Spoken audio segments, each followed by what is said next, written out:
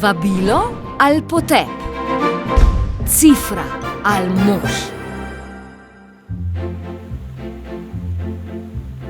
Voda iz vodnjaka ali voda iz plastenke? Pero ali nalivnik?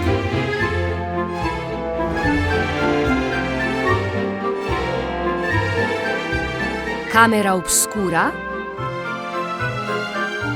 ali trenutek le v srcu obdržati?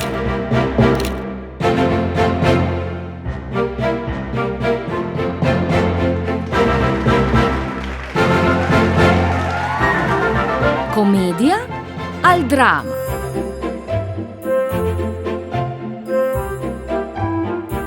Muzej ali dom poeta?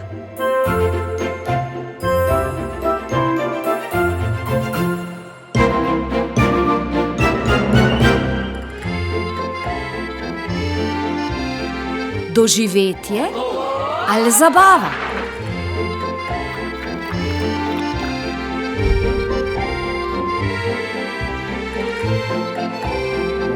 Sanje ujeti ali sanje zapisati?